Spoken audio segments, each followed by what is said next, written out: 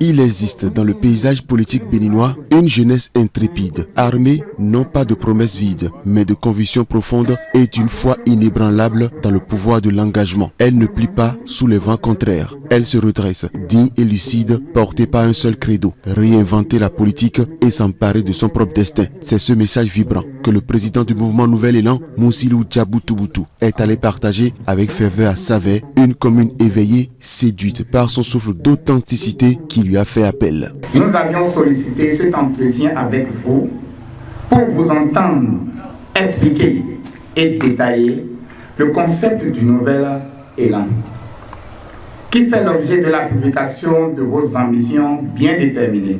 Depuis sa création, le mouvement politique Nouvel Élan n'est pas venu jouer dans les règles classiques du jeu politique. Il les bouscule, les réécrit avec une armée de jeunes militants éveillés, affranchis des manipulations d'autrefois. À Savet, le leader s'est livré sans artifice, en dialogue sincère avec une jeunesse désabusée mais prête à s'affirmer.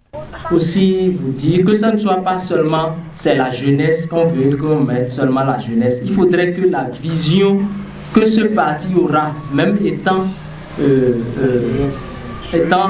un jeune devant, il faudrait que cette vision-là soit vraiment une vision que la jeune aura à bénéficier vraiment des choses devant. Maintenant, le constat est que la plupart des politiciens, vous ne mettez pas la femme au centre de vos projets.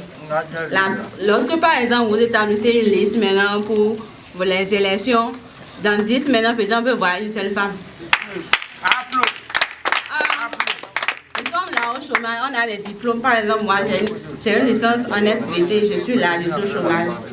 Et on m'a couru derrière vous, écoutez ce que vous dites, tout ça là. Et après tout là, on est en rien.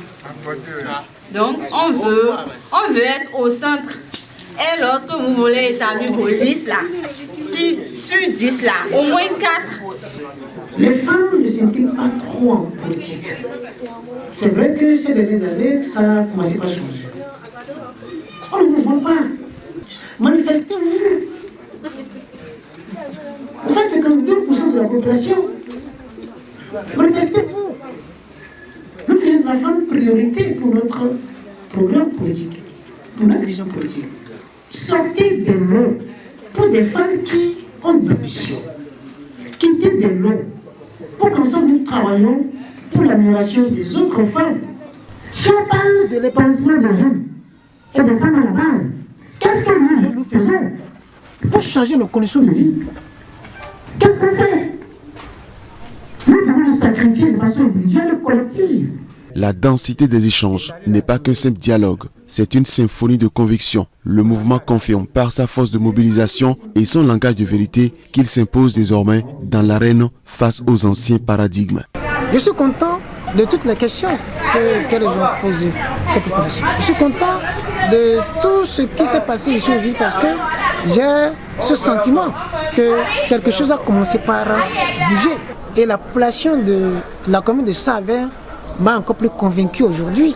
Pour le premier responsable du mouvement politique Nouvel Élan, le ton est donné. Cette génération ne demande plus l'autorisation, elle agit. Et dans cette période électorale où tout se joue, l'unité de la jeunesse devient une nécessité stratégique.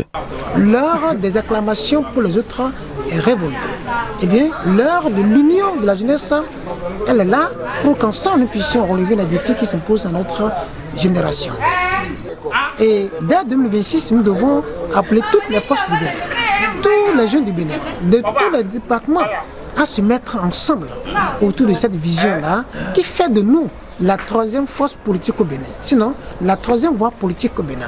D'où cet appel depuis Savet qui invite à resserrer les rangs, à conjuguer l'engagement au présent car l'heure n'est plus au silence mais à l'action coordonnée. De Savet, j'appelle tous nos militants des 65 communes du Bénin à s'engager, à nous faire davantage confiance afin que 2026 soit consacré comme étant le renouvellement de la classe politique qui s'annonce pour que les jeunes soient à des instants de décision, massivement députés, massivement maires, massivement conseil d'arrondissement et influencer aussi le choix du président de la République en 2006. Fort de ses fondations idéologiques et de son impact territorial, Nouvel Élan étend de plus en plus ses ramifications dans tout le Bénin, guidant les jeunes vers des responsabilités, les rendant enfin acteurs du changement qu'ils désirent à tout prix. La visite au roi de Savè a été l'autre temps fort de cette descente.